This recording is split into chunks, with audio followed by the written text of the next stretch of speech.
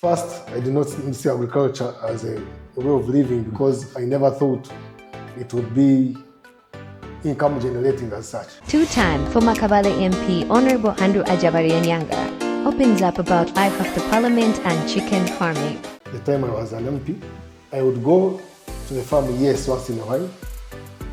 I wouldn't even know how much fuel I need to go to the farm because I have earned a salary elsewhere.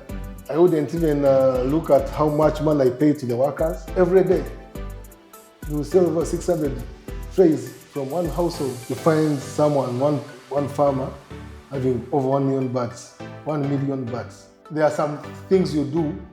For example, when I'm building a chicken house, I build it in the east-west direction. Why? Because I very well know that you can never satisfy the market for it. I lost everything. You know, out of one thing I learned, people like you when you are there. After Parliament, I now know those members of Parliament who are my friends, who I'll be there for at any point in time. I never thought I would lose before. Doesn't yet happen to me. Welcome to yet another exciting episode of CEO Insights. On here, we talk to CEOs, corporate leaders, and other key people of influence. If you'd like to be on the show or know someone who should be, please get in touch with us. If you haven't yet subscribed, please consider doing so right now.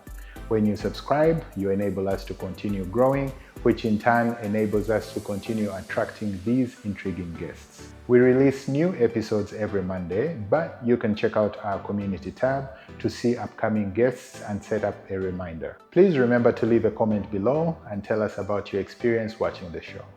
Thank you, and let's get on with the show. My family background, of course, having grown in Kabale, I'm from Kabale Municipality, but you know, our municipalities are peri-urban. So we find ourselves also doing the digging uphill. Kabale is a very hilly place, so we used to do digging on terraced land. And not that we had very big chunks of land. You find you have a small piece here and a small piece there. And my mother every weekend would take us to do that gardening of digging. We also had some cows at home. My grandfather had some cows, so he used to do the milking and also herding. Have you milked cows yourself? Yes, I have. Yes, I have. So we grew up knowing what farming is all about. But also, I was enticed by my father. Having grown in town, we do not have big chunks of land. And my dad used to tell me, please, wherever you go, there's no land that is far. Always try to buy land. Even if they call you that there's a piece of land that far, do not hesitate to buy it. The question is, how far is it? Far from where? So there's no land that is far. It's just in your mind that that place is far. But far from where? So always try to think about buying land and to be of great importance in future. So I had that in mind. And when I grew after university, we did not have the opportunity of getting jobs very fast. Luckily, I met a friend called Tumusime Alexander. He's an engineer, and we started a company, construction company, called Baata Engineering. Baata Engineering is B-A-A-T-A. Baata Engineering, we were mainly in gravity flow schemes and also agriculture, digging using tractors. So the first jobs we got when we did the bidding was with African Power Initiative. And while we got the job, no one wanted to go to Karamoja to do the work. So we ended up going to Karamoja to do the work with African Power Initiative. And we were planting jatropha for castor oil, to get castor oil from them. We did some work in Namaru, that's the Kapipiti district, around 2 square miles of land to plant. Then we went to Kapedo and Kalenga, that is far north, Kidepo National Park, where we planted around 10 square miles. And that's how I got the expertise of building agriculture at a large scale. So as a family, the little money we would get, we'd start buying land here and there. I was also inspired by my brother called Mugara Peter. He started buying land in different places, and partly I would do management of the lands that he was buying. So as life went on, we found ourselves now mainly in agriculture. First, I did not see agriculture as a way of living because I never thought it would be income generating as such. True. I came to know about it more when I started making money out of it, and I said, maybe if I made it big, one can earn something. Started planting trees in areas of Nakasongola and Ruweru. We also went as far as Chibale district planting trees. Went into timber, serious business in timber. Yeah. And things came up and we are okay. So when we say that our GDP in the country is backed on agriculture, this is something that I do agree with it. I personally do agree with it, but we are very few people who look at farming as a business. Most people go into it for hand to mouth, and in the long run, you don't make the money. Maybe if I could go back on where I started, me personally, as I was managing my brother's businesses, I made some little money, and the little money I made, I have a friend called Herbert. Now, Herbert called me and took me into timber selling. So when I went into timber business, I noticed you would make money if you have your own trees, cut them, and then sell to other people also selling timber. So Herbert and his late father introduced me to Karanga, Sese Islands. When I got there, I found a man called Ben, and Ben decided to give me some trees to start with, then I would pay him after I finished cutting the trees. So when they're in Sese Islands, when we started the timber business in Sese Islands, my friend Ben would give me the trees I cut, take and sell. Then after I've made the money, give him his cut, the price on the tree. So at that very time, the business started growing, became serious. And I think my first piece of land, I bought it through timber. And at that time, I was at Makerere University, I was a student. When you're doing the timber business? Yes, please. I was a student. Wow. So I made my first... And the guy trusted you? He did. And I really made good money then. Until when these people came in, there are people who are doing now palm oil.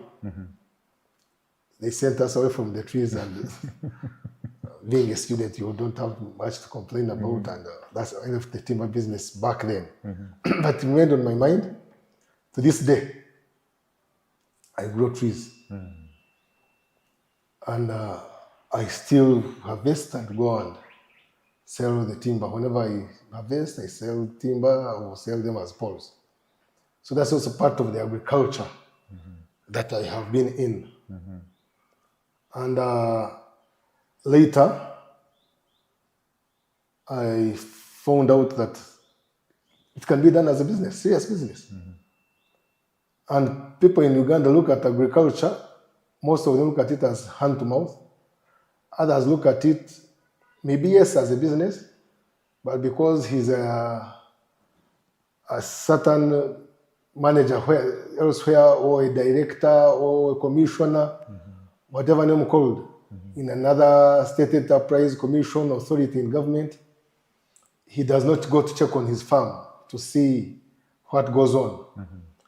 And because of that, he ends up losing out. Most of the people who are doing farming in Uganda actually don't know how much is coming out of the farm.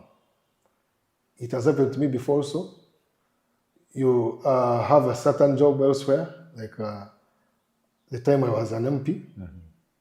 I would go to the farm, yes, once in a while. I wouldn't even know how much fuel I need to go to the farm because I have earned a salary elsewhere. I wouldn't even look at how much money I pay to the workers because I would get money from here and take it to the farm and pay the workers. So the farm was not self-sustaining. And that will make you not be a good farmer. True. When you're a farmer, you must be there. You have to be there on the farm. You have to visit your farm. You should be hands-on. Don't think since I have 2,000 plants of coffee, maybe each coffee tree I should be looking at 4 kilos on each tree. Therefore, times this, I'll get this. No, that's not what it is. You even have not been going there, don't know how many trees are producing coffee. Maybe some of them have produced well this season. Others have already got coffee rust disease. Some have been uprooted. So you have to be on the farm. So it's not what you expect that you get on the farm. It is what you inspect that you'll get on the farm. True. But most of the people don't do inspection and end up losing out on farming. And I think also it goes really across the board. If it is real estate and if you're an absentee landlord, Yes, you'll find your house in shambles, right? that's true. If you have a retail business and you're not there, you'll find empty shelves, right? True. And I think it is worse for farming as well, because you have the acts of God working against the plants. You have your own employees who might take advantage of you when you're not there, stealing the crops, pilferage, all that. Then you have pests and diseases as well. Yes. And then the market fluctuation as well. The price also goes down, it comes up, etc. Very much so. Now, for a person, to your point, who is used to being in the office, is used to a salary at the end of the month, they will not think, I have to be honest, for me, when I look at agriculture, I don't think of it as a business. I don't think as it as a method of livelihood. I don't have the patience. 3 months, 6 months, I don't have the patience. So when I hear you mentioning trees, which take years to even grow before you can actually, it's not for me. It's not for me. Am I the majority of the people? Yes, it could be. You're right. Much as we say agriculture is the backbone for Uganda, 80%, maybe that's how I would put it, is hand to mouth. Sure. Maybe 20% could be the ones looking at it as a business. And also taking time to know how this will work, how will it be feed into the other. For example, I keep chicken.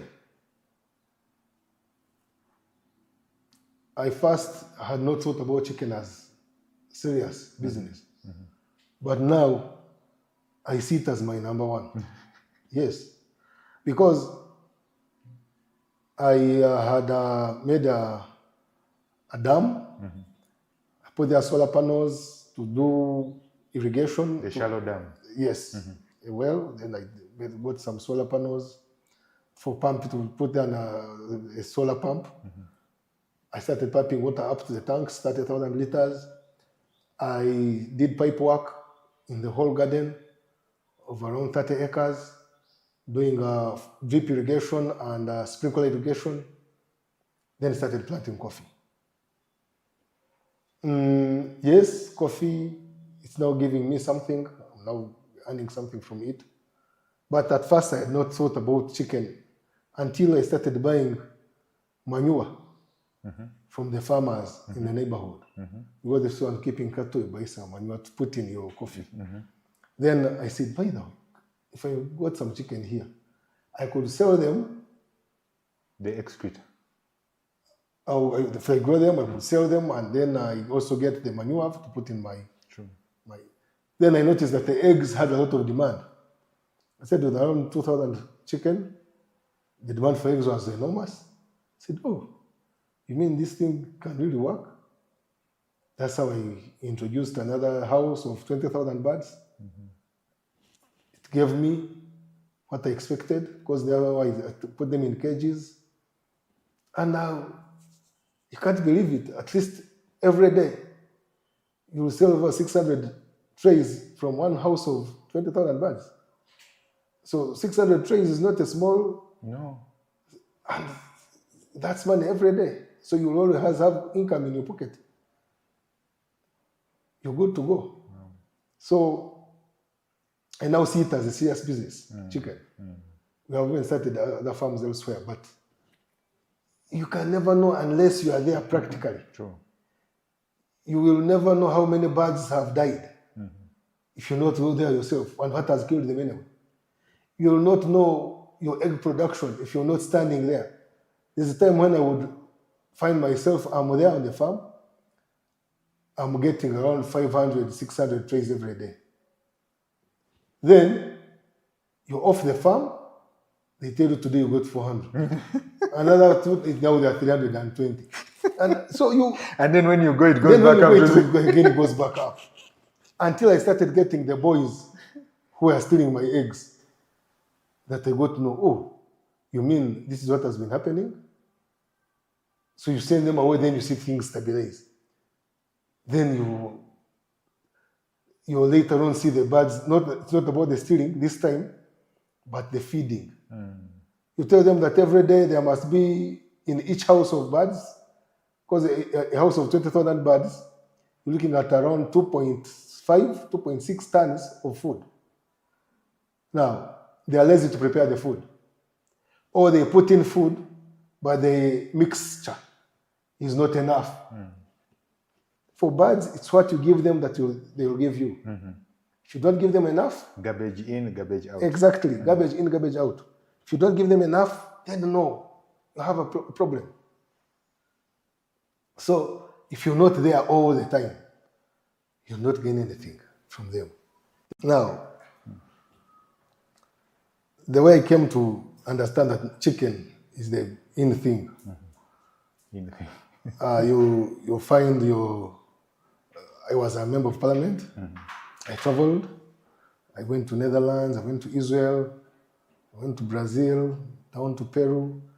I'm talking about areas where I went and chicken was the real in thing. So I started seeing the business in chicken in those countries serious. You find someone, one farmer, having over 1 million birds, 1 million birds, one farmer. You find a fully automated system. All the eggs are going onto the trays by themselves. Robots are feeding them onto the trucks, and trucks are taking the eggs. No human intervention. No human intervention. So it was like, how can you have all this money put into such a thing in agriculture? Automated. You're looking at monies in millions of dollars. Then I'm like, we are missing a point in this. Am I saying that in Africa don't take eggs? We must be taking them. So when I got here, I had to do more research. I found here big farms, also of such nature. Here in Uganda? Yes, in Uganda. So when I came back, I talked to my brother about it.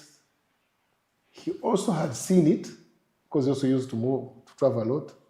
So he agreed to start farming in chicken. We started all at the same time. He became faster than me. He's now past 300,000 birds. But I'm also moving on. I'm now around 80,000 birds. So we move on like that. And I noticed that indeed it's a real good business. But there are also some things that Ugandans make a mistake in. You see the way I've talked about birds and how it's good business. Someone might decide, how this man also start this business. first do your research. True. Find out how birds are fed. True. Find out the temperatures they live under. True. Find out what stresses a bird and what doesn't stress it. You need to know the area you are in. Right now we are in the equatorial region. You have to build your house in a certain direction because birds will be stressed because of the sun. The sun and the heat. And the heat. So, but you also need to do research. Some of us here, we cannot deny you knowledge. Because I very well know that you can never satisfy the market for eggs. True. You can never. Really? No, you can't. You can't. I'll tell you, you will not satisfy the market for eggs. So there might be price fluctuations, but eggs will always be on the move. So I have a question. In my experience, the little that I know about chicken, or at least from what I've seen from some chicken farmers, the issue of sickness of chicken, once a disease is introduced, the whole place is wiped out. Is wiped out. This is number one. And number two, they're really just fragile. You know, the human element, I mean, you mentioned mechanized systems. For this volume of birds that you're mentioning, do we have these mechanized systems currently working here in Uganda? This is one. And two, the issue of the disease. How is this being addressed? Now, one, I'll start with the issue of disease. The issue of disease, you must vaccinate your birds and buy the right vaccine. When you get your birds 1 day old, you start vaccinating them. Each bird you inject it? Yes. There's like the first 2 weeks, the bird is not able to drink the water that you're giving it to take the vaccine. So you're now looking at injections. So you inject them. So if someone has 100,000, yes, each bird has to be yes, injected? one by one. At times the doctors that do that work, he enters the house. I will show you some videos about how I was injecting mine. Wow. You inject each bird, but also as they grow, then the injections stop. They start drinking the medicine through the water. Wow. So you buy a medicator, and through the system of medication, as they are drinking water, thinking they are just drinking water, they're actually getting the immunization and being vaccinated in the long run. Then also the SOPs. Yes. You have to make sure you are very clean. You don't simply allow people from other farms to come and visit your farm because they may bring you disease. When a person comes to your farm, you must do serious work on fogging him or her to make sure that... And fogging is spraying. It is spraying. Like we sprayed during COVID. Exactly, that's the thing. So you spray, you even give them the clothes from your farm, boots. They wash their hands well. Also don't allow visitors like doctors, chicken doctors coming to your farm in the afternoon. Why? You only do it in the morning because they're coming from their home. That's what the imagination you have. So if they have come to visit other farms and they come to your place, they are the biggest carriers of disease. Yes. So you make sure, hey, I'm taking to my farm tomorrow morning. I'll pick you from home. So you go to his home, you pick him to ensure that he hasn't gone to another farm. There's no chain. He gets to your farm, you also make sure you dress him and he visits your farm. Yeah. Yes, mechanized farming is here. I, for one, am doing it. I have a feeding system that is fully mechanized. I'll tell you that in the morning, if it's 6 o'clock, the machine will put in 2 tons of food. It says at 6, put in 2.6 tons of food in this house. 2.6 tons of food in the other house, like that. And he did at 6, the machine starts. Did you, I have many questions about this, but first, when you actually started with this machine, did you stand at exactly 6 to see whether it's actually going to do this, to make sure? Yes, as a doubting Thomas. When I was doing it, the people were installing it, you would say, okay, put it to start in the next 30 minutes. Yes. Then in 30 minutes, it starts moving. Then you say, now, the food for the next batch is at this and this time. So if it's at 2 o'clock in the afternoon, set it, it's now 10. Let it feed those birds and I see how much food it will take there. Then you see it move and you see all the traps well filled, it stops by itself. Everywhere you go, there is food for chicken. Wow. It's fully automated. So, a quick question also. Now, on the issue of employment, if you have such an advanced system, that means the human power is also reduced. Exactly. The labor force reduces. Even collecting eggs. You stand on the egg collecting machine, the eggs start coming, you switch on the conveyor belt, they come from the cages and come to where you're standing. There's a counter for the eggs. There's a counter that shows you how many eggs you've collected on the machine. Even when the person who's collecting the eggs moves away, it will stop. It's motion sensor too. Yes, motion sensor. It will stop and say, there's no one to pick these eggs. When you come back, it starts moving again. It has people who will know the password to move, to make it move. Not everyone can go there and pick the eggs. Wow. So the machines are there that do all that work. And now this is more of a little bit semi-automatic. There are even those that can load. More advanced, that can even load it into the trucks. Wow. There's a scraper that scrapes all the dung, the chicken droppings. It comes and takes them away all. So everything's fully automated. So the human interaction with the birds is a little bit limited. So let me take you back. In starting the bird business, you had traveled and you had seen it elsewhere and you were motivated, inspired by that. Yes. In setting it up here, you talked to your brother and others who have experienced or who have, been exposed to this kind of thing. Who have seen it. Yes. For a person who is hearing this story and is inspired, because even me, I'm inspired, but for a person, ordinary person, who is listening to this and wants to start small, they don't want to start the mechanized system, right? But they want to start small. What advice do you have? Because the small people, I call them small by number of birds, right? But the investment which is smaller than the one that we're discussing now, usually the issues are the death that we mentioned of the disease and all that.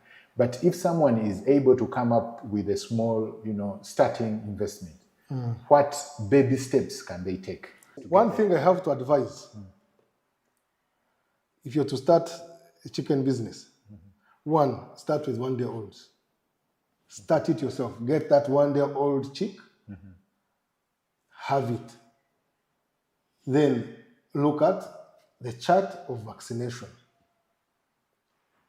You know these are the starter pellets that you're going to give them to feed. The vaccination, the first vaccine will be taken at this time, second, third, fourth, fifth, 10. Because the moment you start buying chicks that are 2 months old, 3 months old, you don't know the person you're buying them from, whether he vaccinated the birds or she vaccinated the birds. But when you start with your own, it's a fresh start. When you gain experience, you get to know how you look after the bird and get to love them. Farming, what should I call it? It's your attitude towards the job that makes you become a good farmer or a bad farmer. So you must be hands-on, you must be there. A bird will give you what you want if you give it the right things. You're going to go to a certain farmer who was giving it little food. He or she may even lie you that these birds are 1 month old or 2 months old, yet they are 4 months old. But because they've grown badly, they are not feeding well, you lose out. So they will not give you the best egg production, or they will not get the meat that you needed from them if they've been starved for some time. A bird grows at a young age to have that muscle. It's about how it grew up at the tender age, at the very young age. You will not just give it the muscle when it's ready to old. So you have to start there and be there on the farm all the time. One thing is being there on the farm. This is key. It's very, very key. You have to be on it. What are the things they should look out for? Concerns they should look out for. We know the SOP. We know the time of day for the doctor. That was an interesting one. We know being there yourself. You can't be an absentee farmer. Yes, right? please. We know day one. What else, if anything? When you enter your chicken house, let's say you're brooding young birds, they are down. Maybe you don't even have the cages. You want to do a deep litter system. When they are very young, walk through the birds, see how active they are. When you see them running, then you know they are healthy, they are active. Try to fog in the bird house. All the time when you're passing through, maybe every day, do some fogging of these birds. Make sure they have enough heat. You have to have thermometers in the house when they're very young to know the temperatures that they are at. If they don't have a thermometer, because they might say, I can't afford to buy a thermometer. The lights. There are things that you do. For example, if it's very cold and you see all the birds in one corner, running to one small corner, then it means there's some coldness in the house. They are trying and the heat is in that source. They are trying to get the heat from one source. So you need to increase on the heat. Now, when you increase on the heat, as you're moving in, you also feel it. You feel that you're sweating. When you feel yourself sweating, it means you need to decrease a little bit on the heat. So always have a very good aeration also. Otherwise, the carbon that is coming from either the charcoal, you need to know the source of heat. If you're using charcoal, for example, you need to know how much aeration you have inside. Is it enough? Otherwise, you may suffocate the birds. So it's not only about heat, you also need to see how you feel, you yourself, when you're inside the bird house. Are you feeling well? Are you breathing well? Then the birds are also breathing well. If you're seated down on the ground, how are you breathing? Is it the same as when you're standing up? Because now down is where the chicks are. You're tall. When you stand and maybe the vents are up, you feel you have enough oxygen. So you need also to know how the oxygen levels are down on the ground. An aerated house is the best house. The more aeration the birds have, the better for you. Even when you're doing the cage farming and the rest, aeration is very paramount. Much as now technology has come up, we are now putting up AC houses, EC actually, environmentally controlled, with AC inside them. But those are very, very expensive because you must have electricity all the time. True. Otherwise, the birds will go to roast because of the heat. It's a must-have. So you're asking me, you're looking at me as a big farmer. I'm not a big farmer. I'm an upcoming farmer. There are many farmers in Uganda who have very many birds. Some farms in Uganda with over 1 million birds. There's 3 or 4 farmers with over 1 million birds. They have those with over 500,000 birds, 600,000 birds. Quite a number of farmers in Uganda have many birds, and with very good systems. All of them have big systems. From Europe, they buy Big Dutchman, they buy Eurostar. They have so many systems that they are using, and doing very well, quite well. So let me ask a question, just to clarify, because you mentioned that the market for eggs is insatiable. It doesn't matter how many eggs you have, people will always be able to buy them, right? And now, from what I'm hearing, several farmers have over 100,000 birds in the farm, some up to 1 million as well. All these eggs are being collected, brought on the market, and still the market is still too big. Let me tell you something. One,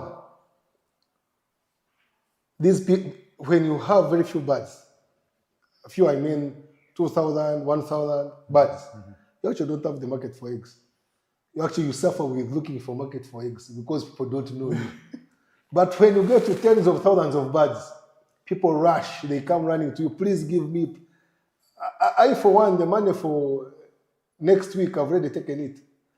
If God forbid it shouldn't happen, but people have booked and paid. If the birds don't give me eggs next week, I may be in for it. Seriously.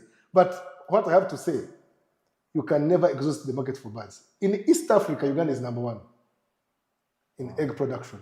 Wow. In East Africa, Uganda is number one.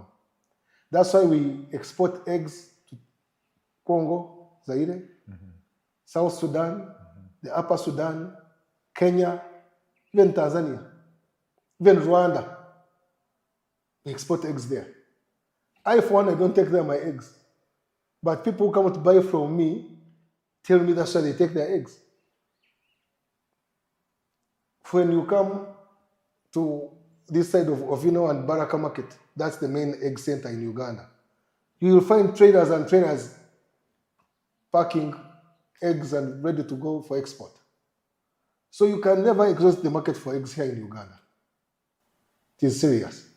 Wow. Yes. So a person who can start the business, we know the risks, the concerns that they have to look out for. We know the market is there, clearly. What kind of timeline should they be looking at? If a person started today from scratch with no idea at all, how long might it take them to see their first shilling or dollar coming out of their factory? Oh, now, you buy 1 day old bird, give it 5 months. They are going to start laying eggs.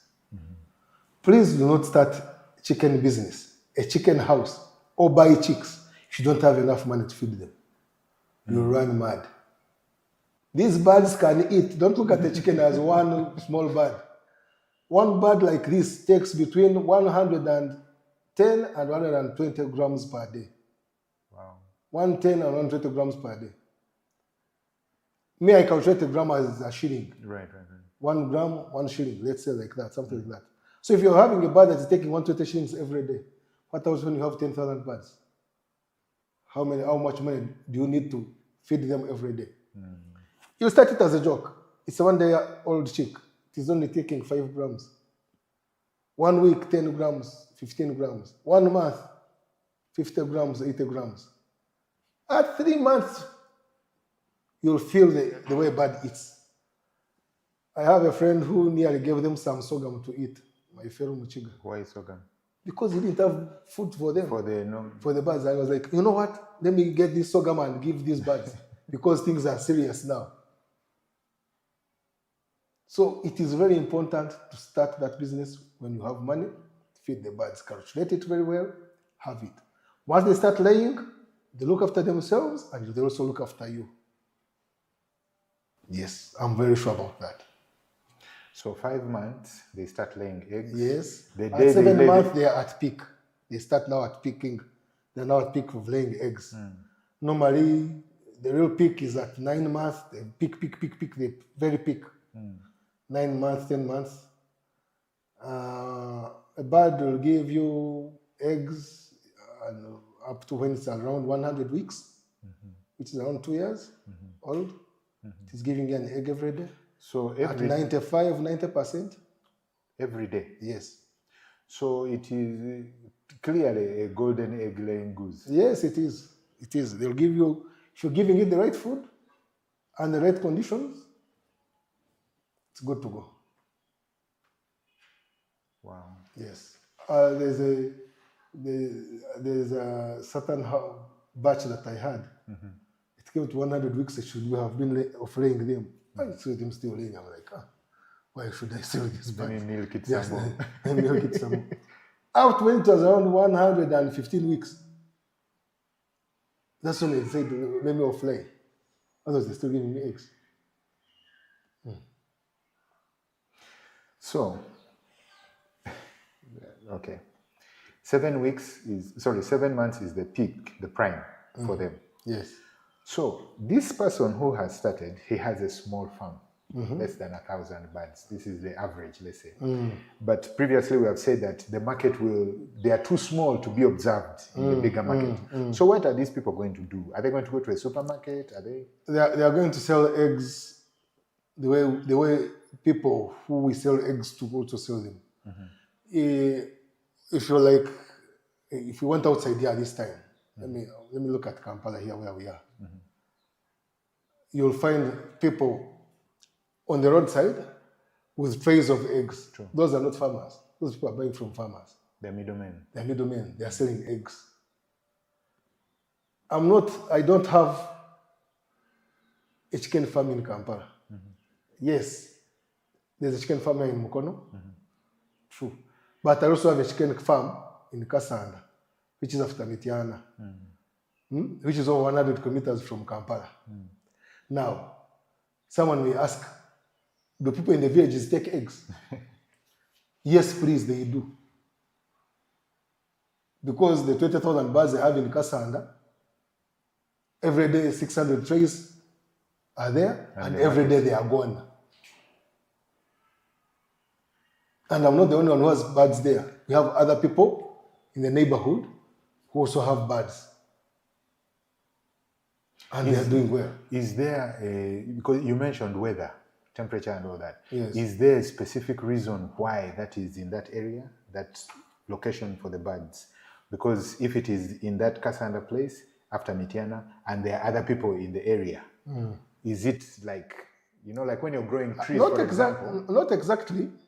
I wouldn't say that's the reason why. Because anywhere you go, you can have a chicken farm. But there are some things you do. For example, when I'm building a chicken house, I build it in the east-west direction. Why? The sun should pass overhead the house in a straight way, on top of the roof, on the length side, not on the width side. So once the sun hits inside the house in the morning, inside the house in the afternoon, after evening, then the birds will get stressed because of the heat. But once the sun is passing overhead and no sun is getting inside the houses, then the birds have no stress. The aeration is good, the temperatures are okay because they're not being hit by the sunshine. So it's always important to know the direction of the house that you're building for the birds. You just don't simply start. I have a friend who came and visited me, saw everything I was doing, asked me where I was buying my food. I told him how I mixed the food, everything. Then he went and started and built the house. Like a year later, I got another friend telling me, you man, why did you tell this man that chicken, you can make some money? I said, but I'm making it. And the man is saying that you gave him very bad advice. I said, that's why he's lost. I'm no longer seeing him these days. So I had to go and visit him. And the problem was the direction of the house. When he built the second house and changed the direction, he's okay. He's okay. He's doing well. That was the only problem he had. So at times you need to have advice that is right for you to start the business. Don't simply rush into a business when you haven't got the best advice. Do you have a program where you help the community or people who want to start out in this business? If, for example, someone wants to come and look at your farm, like they do in Kawanda Research, okay, to learn how the thing works, to see the setup, to understand, to get the scope, do you have something that is available that a person can come and take advantage of? The farm I started here in Mityana, after Mityana, Kasanda district, the Aja farm. The Aja farm is going to be more of a nutrition farm. Okay. I'm not yet there, but the few that have visited the farm appreciate what is there because it's an all-rounder farm. I have a section where I do milling for maize, and I pack the maize, the Aja millers, and the peelings from the maize. It's part of the food that I put in the chicken to feed. The chicken give me the droppings, of course, eggs and droppings From the droppings, I get manure, which I put in the coffee plantation and the banana plantation. From the system that I have there, the solar system that I have down, which has a solar pump, submersive pump, pumps the water up. It does irrigation for the coffee. It also gives me water to put in the chicken as an all-round system. I have there are a few goats. In the ponds where I get the water from. I have in fish, catfish and tilapia. So when you come on my farm, you can buy the food, go with it at home or eat it from there. There's a chef who will cook for you when you want to eat from the farm. So it's going to be more of a demonstration farm. And I think people get excited when they look at the sprinkler irrigation, when they look at the drip irrigation, they see the birds, they see how they automated their chicken house is. The day after tomorrow, which is 3rd, I am going to have there another 6,000 birds, croiler. These croiler birds will be 1 day old. So when people come to see how you start, they will see them. These croiler birds, I'm targeting Christmas. Yes. So they'll be ready by Christmas. And you're good to go. So, okay, they can come and see what is there. Yes, please. Do you provide classes, like training, if people came like a school group or something? When you come, actually, I would love to see big groups. I have some primary schools that normally come and see. I always enjoy them. Recently, members of parliament came and visited the farm. And when I was moving around with them, they had so many good questions. And someone even helped me improve the farm. At times they ask a question and you notice that you haven't yet got there. Right. Yeah. So I enjoy teaching people in agriculture. It's something I'm enthusiastic on. So what I'm hearing is you have something in place that someone can come and see. Someone can come and see how the factory is interconnected. Yes, please. They can experience it, right? You love to teach. You're sharing the information. Yes, you have to share. You see, in Uganda today, if you don't share your information, it will die with you. True. So you always need people to know what you're doing so they can also start it. Once the business grows big in the whole country, you never know what may come out. I was thinking of one day having mayonnaise from the eggs that I have to do value addition. That's what I'm thinking about. Okay.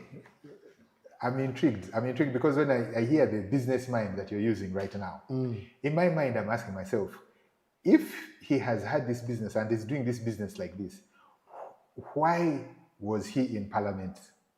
What is the pull that took you to parliament? Because the passion with which you're speaking for the agriculture part is just incredible. I mean, it's palpable almost, right? But what was the pull for the politics as well? Now, the pull for the politics is what I liked most when I was growing up. I liked politics because as a young man, I was into youth politics. Then when I grew, I noticed that I can actually make it. I went to do some politicking also in my constituency in Ruchiga. There was a man, the late Sam Janago, who was standing there, and I went for politicking. And he won the election. Then I got an idea, hey, you mean when I do this, I can even reach being an MP? So I stood. I went through the NRM primaries. I was cheated out. Then I came as independent. I won. For 2 terms, I was a member of parliament. Wow. And at that, when I was in parliament, I even became the dean or chairman of independence in parliament. Really? Which was the second biggest after the NRM. So, secondly, in parliament, you see these travels you have. The big picture. Yes. These travels you have, you see the world. I think even being a good farmer, it's partly because I was a member of parliament that I saw and got insight and said, now, this I can do it. If I did this in our place, I think it would be good. I would be good in business. So, yeah, politics you have to go there knowing what to do. I have very many friends who went to politics and are not doing very well. You put in your all because of the commercialization of politics. You put in your all, and when you lose, you end up indeed losing everything. So you have to calculate what you're doing, work for your people, but also work for yourself. Yeah. Are you happier now out of politics, or are you less stressed now? Do you feel you can focus more on your farming initiatives? Do you feel you miss something from politics? What's the balance? There are certain teachings I miss in politics, which I think I would advocate for today if I went back. I can advocate for better livelihood for the agriculture man. Okay. In agriculture, I think I can focus better and make the Uganda better in terms of advice. When you have the microphone, you have where to speak from, you have where to start from. True. And in the long run, you will teach even much, much better. True. Also, having the flow of parliament, there are some entitlements that would help reach the common man in agriculture. So there's that part in politics. But also here where I am, I have a lot of time to check out my farm. My farm is doing much better than when I was in parliament. Of course. There's where it has reached the setup. At least there's where we have reached. There's the work we have walked. It is running on It its is now own. running on its own. On its legs. So now, at times, I may not necessarily be there all the time, but also I have to be there because now, because of technology, I can watch my farm on phone. So, Aja, first of all, thank you for the insights into all the farming issues that we've had and the political side as well. However, I have to ask a question related to the challenges in these fields. So for someone who has started or who wants to start, we know the process, we know how long it takes, we know the market is there for most of the things that we've discussed. But in your own experience, what are some of those challenges that you faced? What did you learn from these challenges? Either in farming or either in politics, if someone is interested in, entering into these fields, what would you say? Let me first finish the farming part. The farming part, I remember it was on some time when I just started CS farming in agriculture. There's a season when I planted, I was close to 200 acres of maize. Then first, there came the armyworm. It attacked all the maize. They told me the different types of acaricides, whatever name called to put there. Treatment. I did. I treated. The armyworm refused to die. Then all of a sudden the rains stopped. The maize was not yet fully grown. I lost everything. Wow. Out of over 100 acres, you can't even get a sack of maize. Wow. That was one off. So the hazards of nature, weather, and also the pests that come and attack the crops. So that's one bad side on agriculture. Number two, agriculture needs when you have money. If you don't have enough money, it may not be viable for you to do some type of agriculture to a certain level. The intandikwa they call it. Exactly.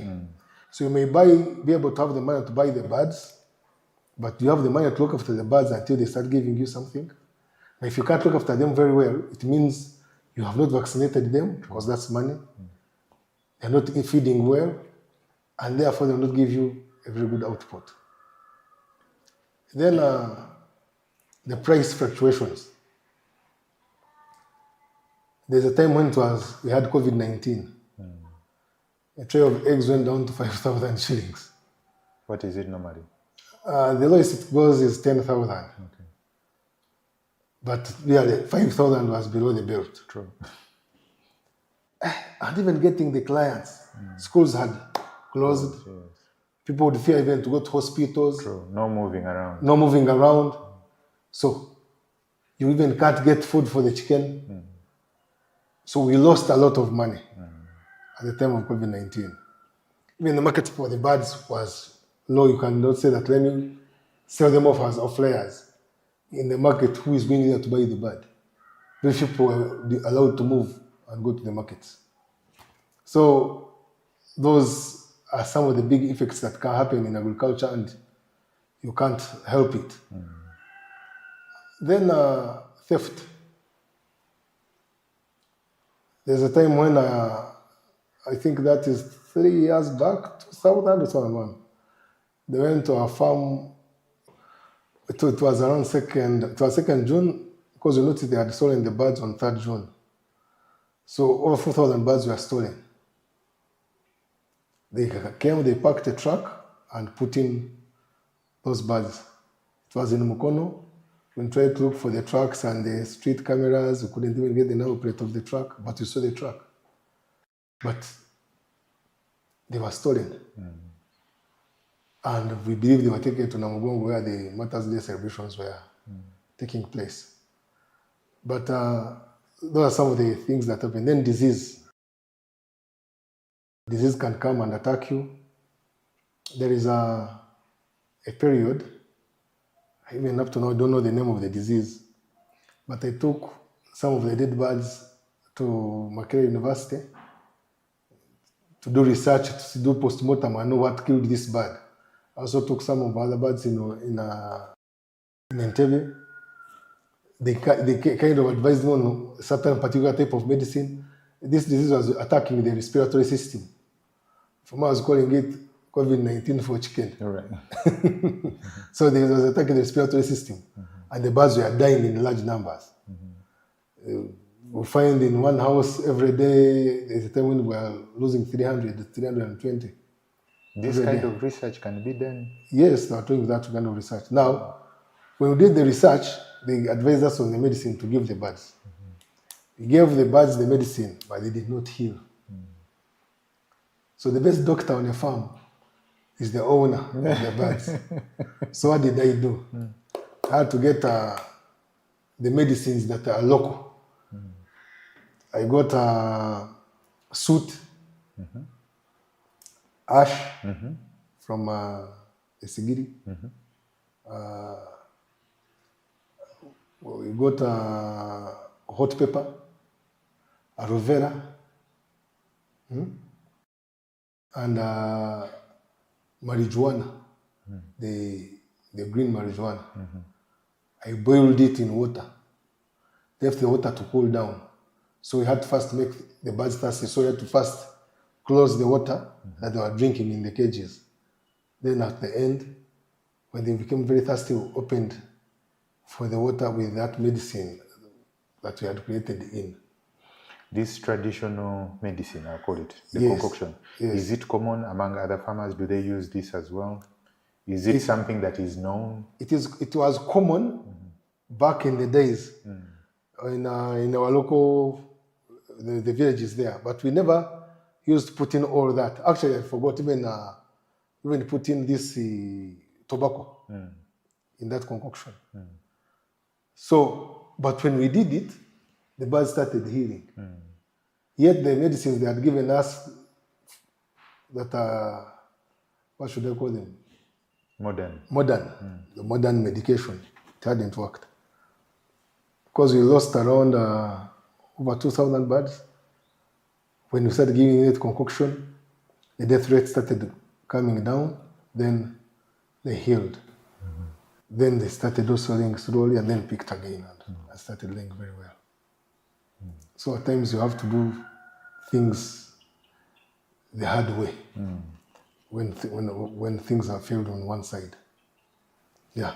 And on the politics side? Now, on the political side, we should always be good to people on the way up because you meet them on the way down. Now, you'll see these things, vulnerable, they are temporary. After some time, you'll find yourself going back home, back to your roots, because these are temporary things. And as human beings, we seem not to learn that a lot. When I was a member of parliament, I had so many politicians who were my friends. Even those I thought were my friends, very close friends. There is one of them, I called him once, twice, he wasn't picking me. At that time, I sent him a message, I told him, "Well, this is Honorable Aja. Please, call back." He didn't pick me. And at a certain point, I went to Parliament to check on something, much as former. I saw him. When I saw him, he took another path. I was like, oh, he's not the only one. There are many others, but there are also those who remain my friends, True. who are still very much of my friends, who are still with me. Then later on, those even who used to like hide away from me, not wanting me to meet them, even the very one I talked about, after learning that I'm doing very well, I'm doing much better than even when I was there, he now also decided to be my friend again. So how do you deal with that? A person that you have known for 2 terms in parliament, after they are no longer your friend, or at least don't want to be related to you, and now that they know that you're doing this chicken farming and it is prosperous, other MPs have come and seen the work, seen my work, and they are excited, they've taken the news back. Now this person comes to you. What do you do? How do you? Now for me, he has even never known that I know why he was behaving so, because I've never told him. And I've never tried to act to the contrary of my old friendship. There is even when he had a problem and I helped him out. Even after all that, but I helped him out. I'm not going into details. But one thing I learned, people like you when you are there. When you leave, it's quite different. After Parliament, I now know those members of Parliament who are my friends, who I'll be there for at any point in time. Then another thing I learned is when I lost an election, losing an election. You have to be ready for anything that comes by. I lost my easiest election. It was not very costly for me. I saw people were with me. I never thought I would lose. I thought I would actually win with bigger margins. But because of COVID-19, we are not allowed to go for campaigning in big rallies. You wouldn't understand the dynamics of what is happening. We are not going to church. And you know, in our place now, church politics also come into play. At times you find it's not what you are seeing. It's something different. So when I lost that election, I was wondering, what am I now going to do? So if you're in a job, always be ready of what might happen when you lose the job. Always have the plan B. I have seen people losing their jobs. They are commissioners, they are directors, they are managers. The retirement age has come up, and life after the job becomes a very difficult thing to handle. So always think about plan B after you've lost your job. It's a very important virtue. Yeah. So Aja, based on what we have heard so far, you've gotten experience, or at least were exposed to the things that you're doing from other people, right? Do you have a mentor or mentors that you can look back at and say that I'm standing on this person's shoulders today based on what I learned from them or how they helped me? About mentorship, The people have made me in my life. It might not be only one, but I can strongly talk about one. Who happens to be a relative, he's my brother. He's older than me, maybe 9-10 years older than me. After when he finished campus and got a job, my father said, now handle your siblings. So he even paid my school fees. And then later in life, he put me on line of hard work. Nothing comes on a golden platter. True. So even when I was on campus, even when I would be at his home, he said, you know what? Now I don't want you home here. I first didn't understand him. Why are you sending me away from home? I don't want you at home here. Go and live on your own. You now can do it. That's focusing on such and telling me that you now leave home, go and be on your own. I was on my own at campus. I'm a student, but I was on my own. Then he would come and check, is he doing well really? Then he would say, now you have now grown, now you can now move on. Then business. He's the one who taught me never to rely on loans. It becomes hard to pay back. And whereas we could be having one or two loans, you wouldn't go for these shark loans. But he taught me that not to ever rely on loans. And I believe him personally, he can never go for a loan. And that is very serious insight that he gave me. About my mannerism, I wake up very early. To the extent that even if I go to bed at 3 in the night, at 5 I'm awake. 5, it can't happen. Somehow it's like bell rings and 5 I'm awake. I now learned that you do your work well before 10. After 10, you're just joking. But before 10, in the morning, you should have done your work and it should be done and it's out. A good proportion. Yes.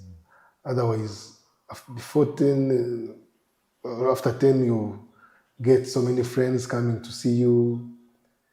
Even the morale at work, your focus, you're not as fresh as when you left the bed.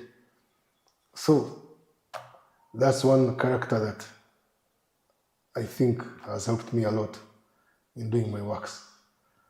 Then even before I got a job, because I was waking up very early, I learned to leave home. Waking up and you stay at home the whole day is not a good thing. Always wake up and leave home. Go do something. Go for something. Whether yours or not yours, go for something. See the world. So, those are the few insights that I can tell you. For a person who is starting out, what can they consider in terms of life or what you see as the future of the industry? One, I'm telling them, never start a business, especially if you're going for chicken, let me say. Don't do chicken if you don't have enough money in terms of the birds you're going to look after. You can sleep on a hungry stomach. A bird can never sleep on a hungry stomach. It will die. It will die. Or it will not give you what you need from it. 2, be very trustworthy. Very, very trustworthy. Trust is a very, very important virtue. Because there are certain things that happen when you're in this business. For example, of late we have been having a challenge of soybean, that soya cake has been not very available. Now, once you have the trust, the people you buy from even tell you in advance that please stock as much as possible. It's running out of stock. Otherwise, some farmers are not going to as far as Kenya and Tanzania to go and look for soya. But because you have that trust in the other person, even can tell him or her, please keep for my daughter enough money now. I'll take it in the long run. He or she will do it for you because of the trust. So always be very trustworthy. Even when you're selling your eggs, let's say, make sure you're giving the right number of eggs, the right type of eggs. So the trust is very, very important in things that you're doing as far as farming is concerned. So once you have the two and ready to learn on the job, never stop learning on the job. Every day you must be learning something new. Improve yourself. To improve yourself. 1%. Never fail to ask. Always ask when you see something that you haven't understood with these birds. Let the birds know you. Don't be a stranger within your birds. There are some farmers, he's the owner of the birds, he enters the chicken house and all the birds start running around fluttering. Hey, who is this? Who is this? It's because you're not there. They don't know you. They know the manager or the worker there on the farm. But because you're a stranger, they are like, oh, we have got a stranger in the house. So let the birds know you, be part of them, and you'll get the right thing. Be part of your business. Yes. Be part of your job. Be part of whatever you're engrossed in. Very much so. Embrace the business and make sure that it is yours. Love it. At times when they meet me on the farm, I'm very dirty. Because at times you go under the cages to check out something that has got broken down. Maybe the scraper is not doing its job well. I'm a mechanic on the farm. If you don't, then you are not having, you're not seeing business as the best. People will get there, it's very dirty. How do I get inside? How are you going to work if you're afraid of the dirt? You will not work. So it's very important that you are on the farm. I told you before, it's not what you expect that you get. It is what you inspect that you will get. It's very important. Do you have any funny story that you can leave us with? Not as much, but one thing I recall when I was a kid, young, and then what I am today. My mother was a secretary to the bishop, actually different bishops, in the Diocese of Kigezi. So there's a time when the late Bishop Festo Chivenjeri visited us at home. So when they told me to serve him tea, I recalled the verse in Psalm 23 that, and fills my cup to the brim. So when I was pouring the tea, him being a bishop, I said I must fill it to the brim. So I poured the tea up to when the cup was full. Now, Mom said, I asked the bishop, how many teaspoons? The bishop said 2. I didn't have space for the sugar and tea, the tea to put in. So I had to ask the bishop in Ruchiga, literally meaning, first take a sip, then I can add in the sugar. So Mom looked at me with an eye like this. I knew what was going to happen next, or being beaten. So I told the bishop, please first take a sip. Right. Then To create space. To create space to add in the sugar. And of course, telling a bishop to first take some sip before you add in the sugar was very funny. So when I related to what I am today, now they serve me the tea. And whenever they are serving me, at times you call that old story. I'm like, man, these people don't know where I came from, but that's how far. Do you also fast huta hokachi before? Doesn't yet happen to me. They always do it right. But I always remember that short time of when I was down to serve, and I didn't do it right. Wow, that's nice. That's interesting. Thank you so much, Aja. I'll go with Aja or Honorable Aja. Yes, please. But I'll go with Aja. Aja. Thank you so much for coming on the show. When your name came up as a guest on the show, I asked the team, what did he do and why should we have him on the show? They had a long list of things to discuss. But talking to you, I can see why your name was suggested. So thank you very much for coming. I want you to know that we appreciate your presence here and the things that you've shared with us. I know the viewers are going to be impacted fully, and they have enjoyed everything that you have mentioned. We wish you the best and continued success with reduced challenges in your fields and in all your endeavors, and we wish you a great time. Thank you.